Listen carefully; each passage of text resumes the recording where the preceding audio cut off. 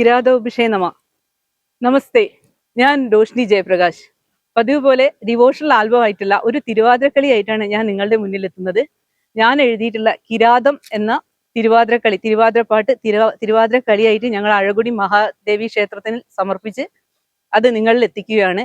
ഈ തിരുവാതിരക്കളി ഞാൻ ഗണപതിയുടെ ജനനം, പിന്നെ ശിവൻ കിരാത രൂപം പ്രാപിക്കുന്നത്, ദേവി കിരാത പാർവതിയാവുന്നത്, അതിൽ വേട്ടേക്കരന്റെ ഉത്ഭവം എന്നിവ ഉൾപ്പെടുത്തിയിട്ടുണ്ട്.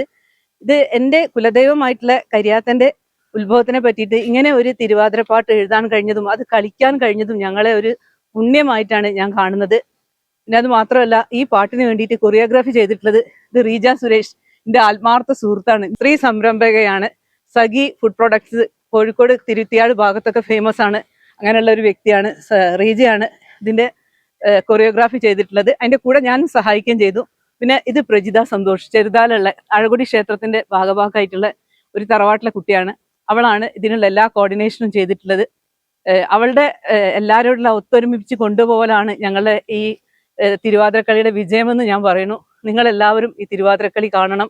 ഈ തിരുവാതിരക്കളി പാട്ട് സെറ്റ് ചെയ്ത് തന്നിട്ടുള്ളത് പാലക്കാട് പ്രേംരാജ് മാഷ് എന്ന സംഗീത അധ്യാപകനാണ്. അദ്ദേഹം വളരെ കഴിവുറ്റ ഒരു നല്ല ഒരു എന്താ പറയുക ലെജൻഡ് എന്ന് തന്നെ വേണമെങ്കിൽ പറയാം. അത്രയും കഴിവുള്ള ഒരു മാഷാണ്. മാഷ് ശരിയായ രീതിയിൽ പദം, കുമ്മി, വഞ്ചിപ്പാട്ട്, കുറത്തിപ്പാട്ട്, അങ്ങനെ എല്ലാം അതിന്റെ ചിട്ടയോട് കൂടി തന്നെയാണ് ആ പാട്ട് ചെയ്തിട്ടുള്ളത്.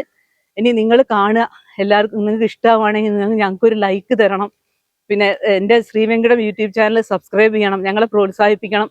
ഇത് ഞങ്ങൾ NSS കരയോഗത്തിന്റെ ശ്രീഭദ്ര കലാ സാംസ്കാരിക സംഘടന വനിതാ വിഭാഗത്തിന്റെ ഒരു എളിയ കലാപരിപാടിയാണ്. എല്ലാവരും ഞങ്ങളെ സപ്പോർട്ട് ചെയ്യണം. നന്ദി, നമസ്തേ.